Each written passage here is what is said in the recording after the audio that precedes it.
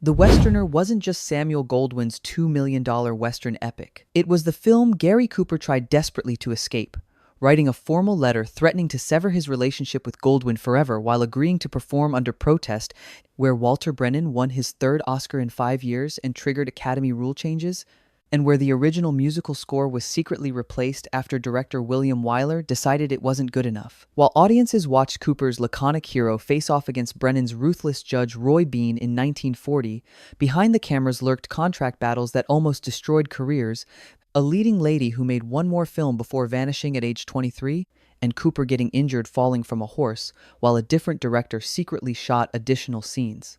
Here are 15 dark facts about the Westerner that reveal what happens when star egos collide with studio contracts. And stick around for the bonus fact, because what United Artists did to prevent Warner Brothers from distributing this film involved lawsuits and threats that changed Hollywood business forever. Let's ride into the chaos. Number 15. Cooper worked under protest and threatened to sever his relationship with Goldwyn. When Gary Cooper learned that Walter Brennan would be playing Judge Roy Bean, he tried to withdraw from the film entirely. Cooper believed his character would be reduced to a minor role compared to Brennan's showy part. He wrote to Samuel Goldwyn, "I couldn't see that it needed Gary Cooper for the part." Goldwyn assured Cooper his role would be expanded, but Cooper remained unconvinced. Goldwyn then played hardball, reminding Cooper of his contractual obligations and insisting he star in the film. In a formal letter to Goldwyn, Cooper indicated his intention to sever their future working relationship entirely. But Cooper agreed to fulfill his contract with a devastating caveat, writing, "I will perform my services to the fullest of my ability with the express understanding that I am doing so under protest." This wasn't a reluctant actor being difficult. This was a major star formally documenting his opposition to a role he believed would diminish him. The under protest language was Cooper's insurance policy should the film damage his reputation. Number 14. Brennan's third Oscar win caused the Academy to rescind extras' voting rights. Walter Brennan won his third Academy Award for Best Supporting Actor for The Westerner, achieving this within the category's first 5 years of existence. He'd previously won in 1937 for Come and Get It, 1939 for Kentucky, and now 1941 for The Westerner. This unprecedented dominance by a single performer triggered institutional panic. The Academy reviewed how Brennan kept winning and discovered that extras had voting rights, and Brennan was immensely popular with extras because he treated them with respect on sets. The Extras Union had been voting en masse for Brennan. Immediately after his third win, the Academy rescinded the Extras Union from voting privileges. The move was transparently motivated by preventing anyone from dominating the category the way Brennan had. Brennan remains the only actor to win 3 Best Supporting Actor Oscars. The Academy's rule change essentially declared, "We can't let this happen again." Brennan's record still stands 84 years later, a testament to both his talent and the Academy's determination to prevent anyone from replicating his achievement. Number 13. Wiler secretly had Alfred Newman rewrite Dmitri Tiomkin's entire score.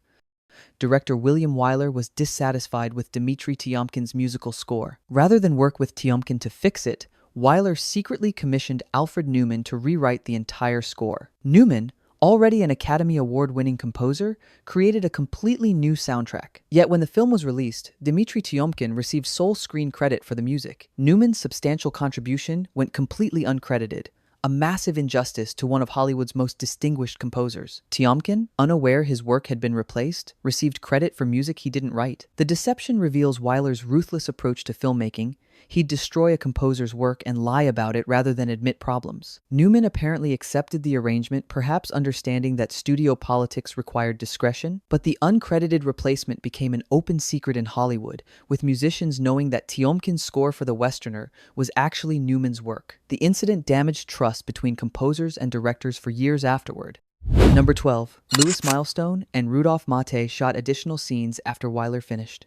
In February 1940, after William Wiler and cinematographer Greg Toland had finished principal photography and moved on to other projects, director Louis Milestone and photographer Rudolph Maté were brought in to shoot additional scenes. This wasn't minor pickup shots. Milestone, the celebrated director of All Quiet on the Western Front, directed substantial new material. The reasons for these additions remain murky, but the implication is devastating.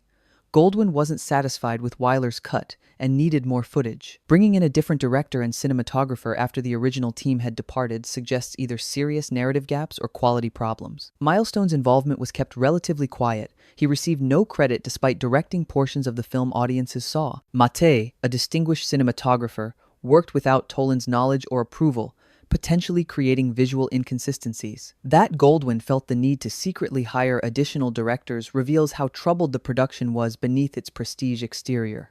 Number 11. Cooper was injured in a horsefall that delayed shooting.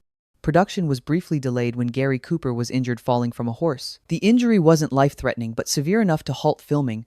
Cooper couldn't work until he recovered. The incident underscores how dangerous Western filmmaking was in 1940, before modern safety protocols and stunt coordinators. Cooper, already performing under protest, now had physical injury added to his professional resentment. The production delays cost money and increased Goldwyn's mounting anxiety about the film's budget, which would eventually reach $2 million.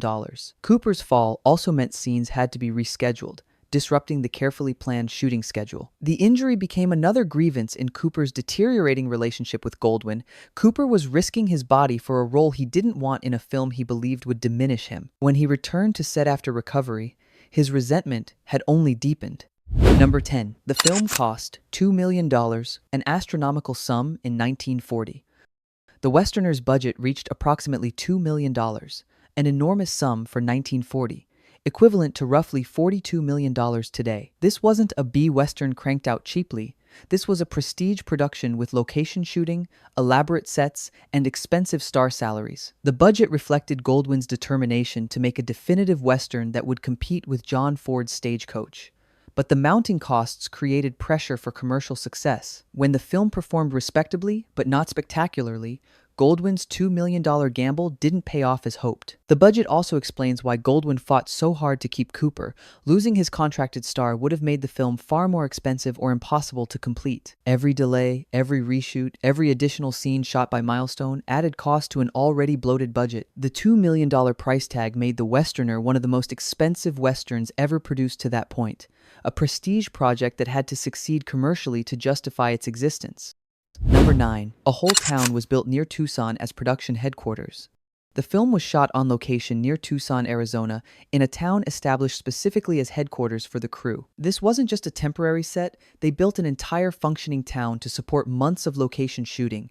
Arizona's then-governor, R.T. Jones, was present when the newly made town was founded, giving the construction official governmental recognition. Building a town, rather than using existing Tucson facilities, demonstrates Goldwyn's commitment to production quality and control. The cast and crew lived in this purpose-built settlement for months, creating an isolated community dedicated solely to making the Westerner. The isolation had psychological effects. Actors and crew couldn't easily escape to nearby cities for entertainment or respite. They were trapped together in the Arizona desert, forced to coexist in cramped quarters while enduring extreme heat and long shooting days. The town was eventually abandoned after filming wrapped, leaving behind a ghost settlement in the desert, a monument to Goldwyn's expensive perfectionism. Number 8. Doris Davenport made only one more film before retiring at age 23. Doris Davenport, who played Jane Ellen Matthews, was in her early 20s when she made The Westerner. She would make only one more film, Behind the News, 1940, before retiring from acting entirely at age 23. The abrupt career abandonment has never been fully explained. Some suggested she disliked Hollywood's pressures and superficiality. Others implied she had wealthy family connections and didn't need to work. Still others whispered about unspecified difficulties on the Westerner set that soured her on filmmaking. Whatever the reason, Davenport's brief career meant the Westerner captured her at her peak, and her retirement meant she never developed into the star her performance suggested she could become. Her disappearance from Hollywood remains one of cinema's mysteries. Unlike actresses who quit due to marriage or motherhood and later returned, Davenport vanished completely, never giving interviews or explaining her decision. The Westerner stands as evidence of unrealized potential, a talented actress who walked away before she ever truly arrived. Number 7. Lillian Hellman and Oliver Lafarge did uncredited script rewrites.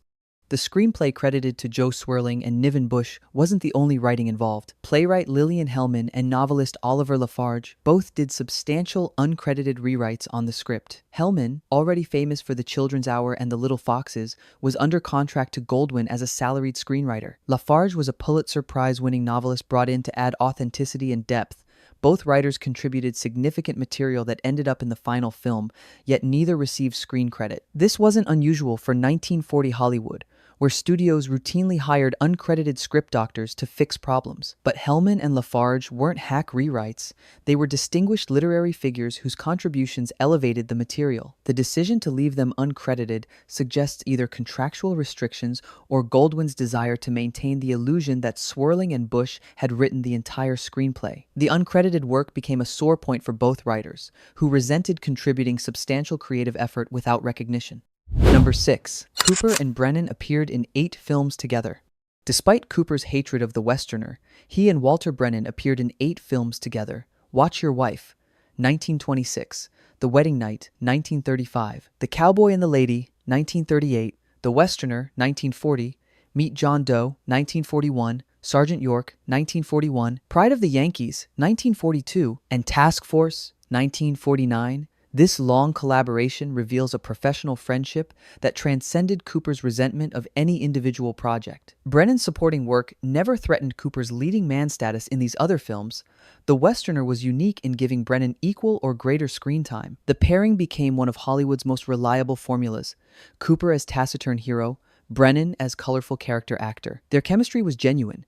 They trusted each other's instincts and knew how to play off each other's strengths. Cooper's fury about the Westerner stemmed precisely from this trust being violated.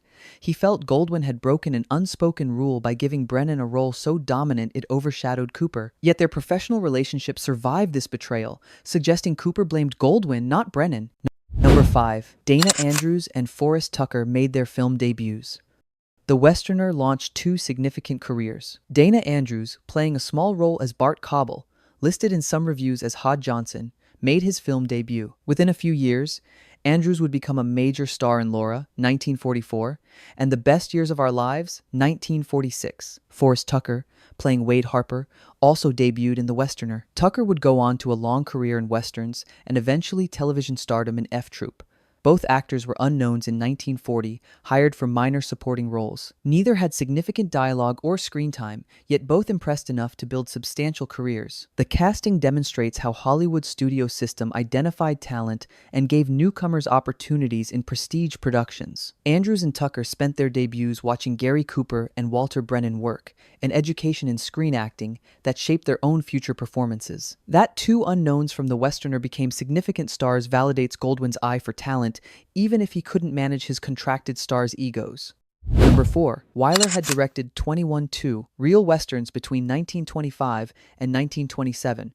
For William Wiler, The Westerner was a homecoming. He'd gotten his start as a director churning out 2 real westerns at Universal, a total of 21 between 1925 and 1927. These were low-budget, quickly made films designed to prove Wiler's competence and speed. In 1930, he abandoned the western genre after The Storm, moving into prestige dramas that earned him a reputation as one of Hollywood's finest directors. The Westerner marked his return to westerns after a decade away, and his only western between 1930 and The Big Country in 1958. Wiler brought to the Westerner everything he learned making sophisticated dramas, nuanced performances, complex character dynamics, and visual storytelling. But he also remembered the genre's demands from his 2 real days. The combination created something unique, a western with the emotional depth of a prestige drama. Wiler's comment about working with cinematographer Greg Toland reveals his respect for collaborators.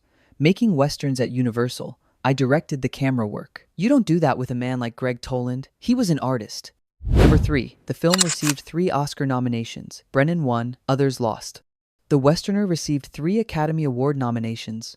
Walter Brennan for Best Supporting Actor, which he won, Stuart N. Lake for Best Original Story, and James Basevi for Best Art Direction in Black and White. Lake lost to Benjamin Glazer and John S. Toldy for Arise, My Love. Basevi lost to Pride and Prejudice's art direction. The 3 nominations represented significant recognition for what was essentially an expensive B-Western. The Academy was acknowledging that Goldwyn's $2 million gamble had produced quality work even if it wasn't revolutionary. Brennan's win overshadowed the other losses, becoming the film's defining legacy. The Best Original Story nomination for Lake was interesting. He'd written the story that Swerling and Bush, plus uncredited Hellman Spellman and Lafarge, had adapted, the nomination validated Lake's concept even if the screenplay execution didn't receive recognition. The 3 nominations gave the Westerner prestige it might not have earned commercially, cementing its reputation as a quality Western rather than just another odor.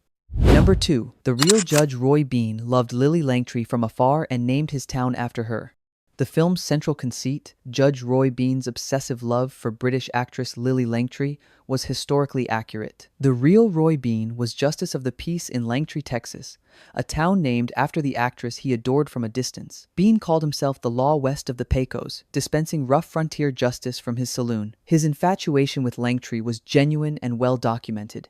He plastered her pictures throughout his establishment and declared her the most beautiful woman alive. The film took dramatic liberties with Bean's death. He didn't die in a shootout as portrayed, but lived much longer and died in his bed. But the core psychological truth, an eccentric frontier judge worshipping a refined British actress he'd never met, was authentic. This historical foundation gave the Westerner emotional weight beyond typical Western fiction. Bean's unrequited love for Langtry humanized a brutal hanging judge, creating the complexity that made Brennan's performance so memorable. The real Lily Langtry never visited Bean's Texas territory, making his devotion even more tragically absurd.